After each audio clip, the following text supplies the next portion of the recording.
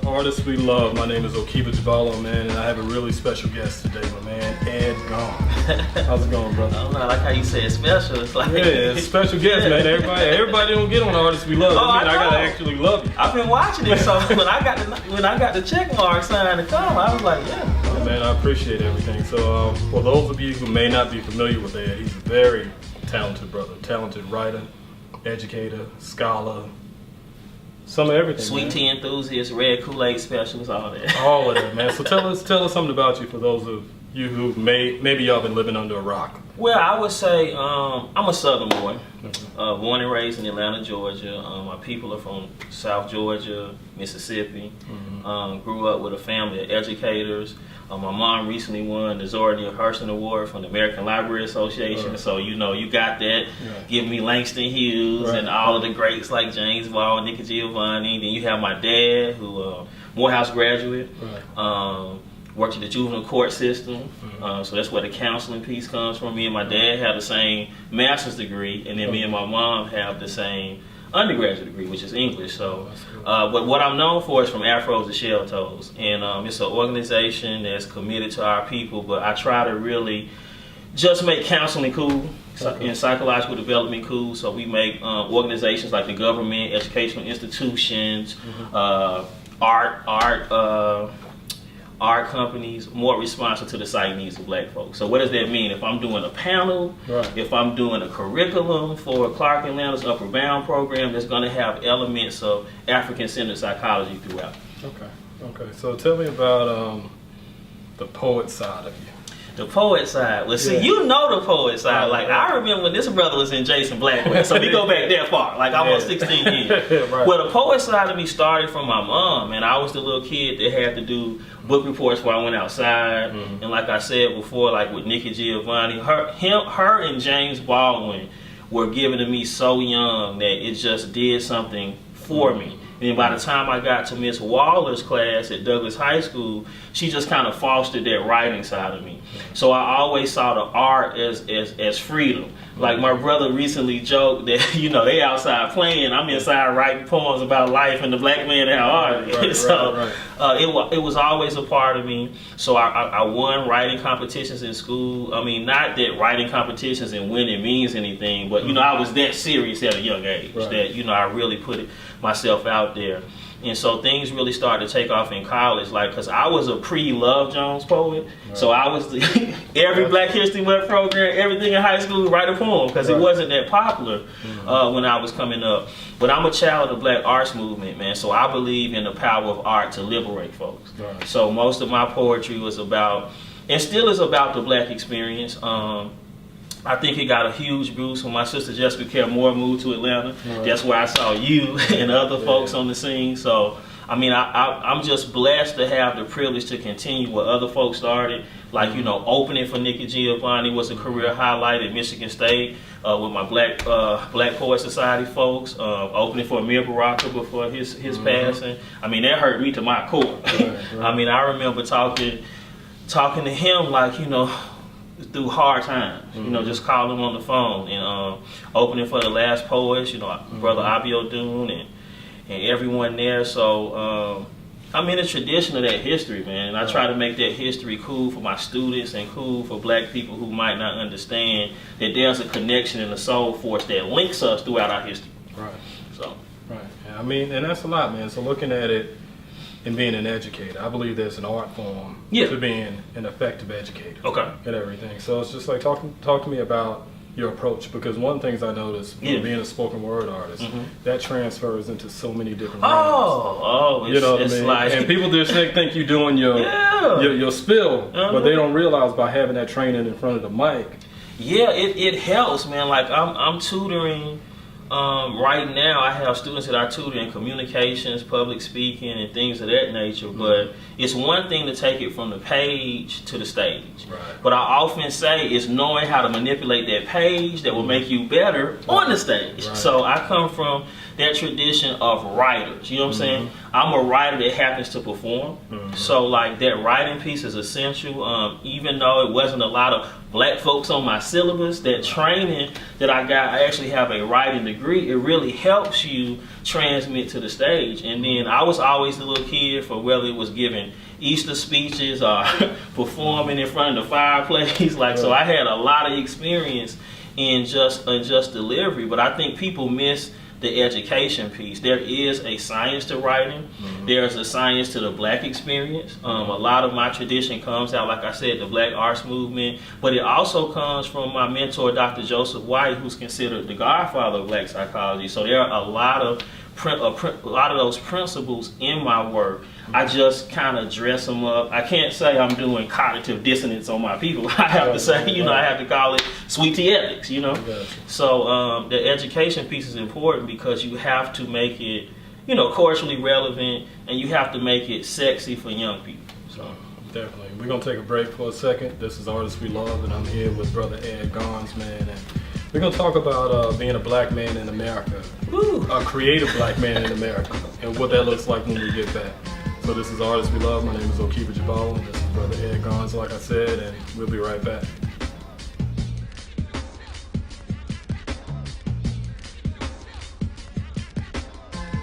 I'm here with Brother Ed Garnes. My name is Okiba Jabal. And man, this is a great, I'm gonna be honest with you, man. One, it's a pleasure having you in the space. It's just the energy, y'all. Like, the energy feels good. Like, I feel like I'm at home. You are, brother. So it's good to go. Yeah, so it's just great to have you in the space, and also looking at the amount of time that we put into this craft, you know what I'm saying, and put into ourselves. Yeah. And being able to see us as grown men. Yes. We dialed back into when we were trying to figure things out 20 years ago. So to be able to go from 20 years ago to now being able to sit here and have you as a guest, man, I'm honored to see that happen in such a special way. So let's talk about being a black man, an artist, educator, husband, father, America. Well, I got to go to James Baldwin. I love Baldwin. I done mentioned him 3 or 4 times. Right. So for you educators, y'all know I love him. But he talks about being black in America is almost like being in a constant sense of rage all the time. So we're always up against, something against our neck. Now the realities for sister is similar, but the flavor and the seasoning and the chicken for black men just a little bit different. Like I was just describing to you, like the other day, being followed. Right. Like I don't know why it hasn't happened on campus where I am, but every time I come home, I'm followed by the police. I got to make a phone call. Hey, this is where I'm at. This is my license plate number. Just knowing that you are up against something. People call it oppression, people call it racism, but it's a force that is trying to deny you your freedom at every cost. And so I developed the coping strategies from my grandmother, from Mississippi, who told me at a very early age what the realities were for me. I mean, my grandfather had to learn the Mississippi State Constitution in order to vote. So I knew my history, and what she was doing and frying that chicken and talking to me is what I call sweet tea ethics. It's like she was giving me the fuel that I needed to make it as a black man. Then my father, also being from the South, telling me always get a receipt when you walk out the store. He's like, I don't care if you brought a breath mint, you better get a receipt. You know what I'm saying? And always have your license, always have documentation. That's nothing but like having your freedom papers from back in the day. So I grew up with that sense that it was something against me that I had to always be conscious of and fight. Then if you throw on being a creative black man, I love black folks. I fight for black folks. But if you want to see people not support you and laugh in your face, tell me about to start a business. I do something creative. Please say that one more time. Tell me you're going to change your major from engineering to English writing and communications like I did. People laughed at me. Said I wasn't going to be anything. I mean, family members included. I mean, thank God my parents supported me. But I mean, people really thought you went to school for engineering and you're going to change to this. And we see the arts as something that, that's not really a job. But when we look throughout our history, every successful movement was sustained, the political movement was sustained by artistic movement. And so it's very difficult when you're a creative black man because you're balancing the constant threat of white racism, your creativity, trying to make money in an oppressive system, and feed your family. And so, I mean, that's why I'm in psychology. You know what I mean? That's why I'm a PhD and doctoral fellow now in psychology, is because I understand the trauma that we go through, and I try to find productive ways for us to channel that into productive outlets. And so from Afros to Shell Toes, it's all about how do we take that creativity and those psychological strengths that Joe White talks about, like improvisation and resilience, and we do culture and artistic productions out of it. And so to be a creative black man is not just about producing products, but the creativity is also how do you survive. How do you subsist? Right. They're not giving out small business loans. I had my business for 11 or 12 years.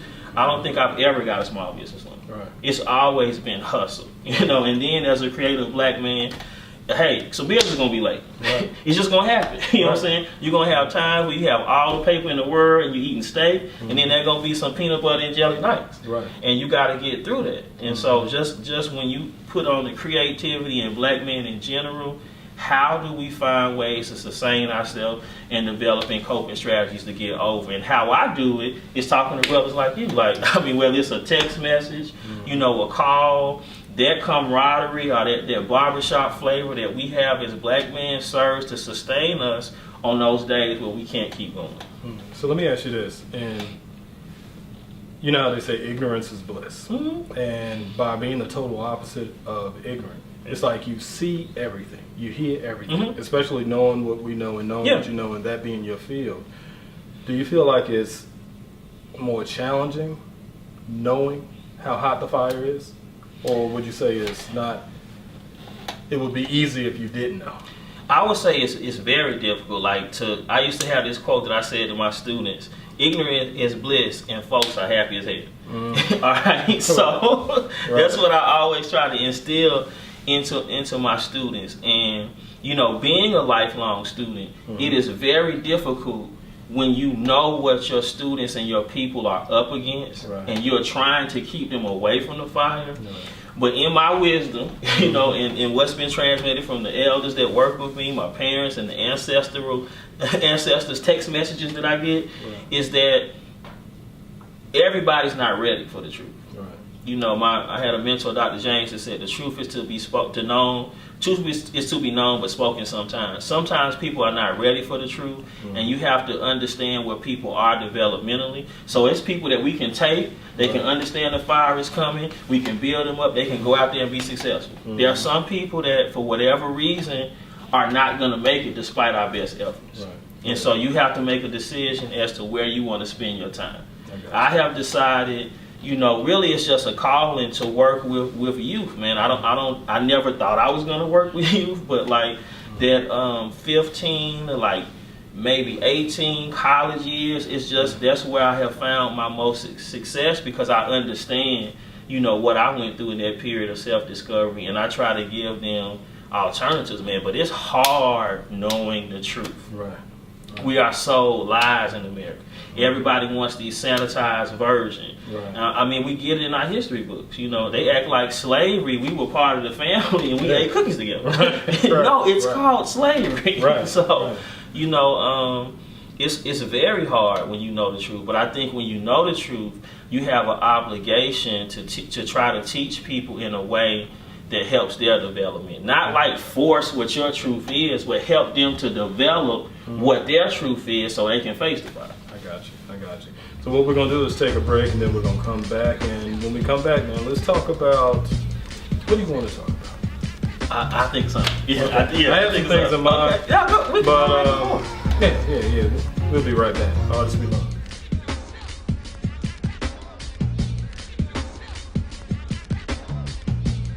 Yeah, man, it's like we are sitting on the cultural couch. Oh yeah, we're getting it in today, man. And it's good to have this conversation with a brother, man. And it's I feel the same, man. It's good, man, because conversation it's be hard to come by, man. It's hard. It's hard to come sometimes. by, man. And then it's hard too, because sometimes when you want to have the conversation, you thinking okay, well, who will understand? What I'm going through today. Right. And that's a rare thing. So let's look at answers. You know what I'm saying? Looking at the answer from your view. What happens with, we take the route of being super educated, and we're kind of stepping away from trades and working with our hands. And what does it look like as far as an answer? Because I feel like America's like a 10-headed monster. You know what I mean? So you got to tackle the employment side of things, but you have to tackle relationships and everything else under that. So let's just talk about what do you think the answers are? Well, one of the answers my grandmother gave me before I went to school. You know, I've been blessed to be able to go on scholarship, praise the Lord, to not have to pay a lot for my education. But before I left, she sat me down and said a lot of things. But one of the things that I remember amongst those other ones that is appropriate now is that she said, "Don't go out there and let that fancy education ruin your good common sense." Okay, and she also said, common sense ain't that common. You know what I'm saying? Right. So just armed with that, I knew that I had to balance academic ability with practical application. Right. So when you see the worker from Afros to Shell Toast and our events like Sweet Tea Ethics, I'm taking that, as my grandma said, that fancy white education, and I'm merging it with black values and things that are appropriate and culturally relevant to my people on a practical level. Gotcha. Like folks you can't talk to people about systematic change when they trying to have enough change for daycare. You know what I'm saying? Right. So it's kind of like we need, a merge of both. And we were talking earlier about the whole Du Bois versus Booker T. Washington debate. Like we need everything. Right. Like one of the things that I taught myself in college was how to cut hair. I taught myself how to cut hair because I couldn't do anything with my hands at the time. Right. I'm not good on cars. I said I have to learn something, some kind of skill. And so that was my challenge to myself. So I think that we have to balance that because we need people in every stage of the game. We need people in the suites. We need people on the streets. We need more educators. We need a plumber. Like I'm looking for a plumber. If anybody knows a black plumber, holler at your boy. Because I would like to give him some of this cheese that I had. A little bit of cheese that I had. So we need people in all areas of society. And we also have to redefine what is successful. America is a very Western world concept. So it's the emphasis on accumulation of wealth, on individuality that goes strikingly against, the communal values of African people, man. We are communal people. We are about the community. And so those values not going to work for us. Right. Okay, so how do we take that and focus it on, if I'm going to do a business, how do I train other young folks, to run a business after me? How do I get my people involved in developing their communities? How do I explain how to keep land and housing? Because the housing crisis is really just a land grab. Right. That's all. It's they're taking land back from black folks. Right. That's really all the housing crisis is. Yeah. And so we have to redefine success, man. It's cool to have your Benz. But if you ain't got nobody to share it with, life is, that's not important. So we have to redefine success where individual accumulation of wealth is changed to community development. And you do that through the value system. We can't take someone 37 and expect them to change their value system. We have to start early with our youth and in empowering them to do different things. Don't laugh when a young person wants to be a painter. You know what I'm saying? Right. Don't laugh when someone is trying to start a business in your community. You're like, oh, well, the customer service ain't gonna be right anyway. Right. We have to stop that notion that being an entrepreneur or having success that is outside the mainstream is a bad thing. It's actually a great thing when you can find a way to be successful despite what white supremacy does to you. That's true. And I think it's when looking at being able to cut hair. You know what I'm saying? That's like a tool that you can pass on to your son. Yep. And that's a craft that saves you thousands of dollars per year. Because now that I'm in between, I'm commuting back and forth because of school. I need to cut my hair in between these visits when I come down to Atlanta now. So, it's a skill that's important. But it was just my challenge to myself to not just, my grandmother not be overly educated. Yeah, I'm with it, man. And I hate to cut this short, man. But I thank you for taking the time. I appreciate it. And we'll definitely make sure you check out Mr. Ed Garnes on the Alpha Male, YB Magazine. That's going to be in October. So I'm putting them on the spotlight. Yeah, it's like, hey, I'm down. Yeah. So I've heard I was an Alpha Male. We'll see if that works out. We're doing that. So that's going to be in YBE in October. Alpha Male, and stay tuned for Artists We Love Live. We're doing that this fall. All right, so my name is Okiba Javala, and this has been Artists We Love with Mr. Ed Garnes, and I appreciate y'all checking it out.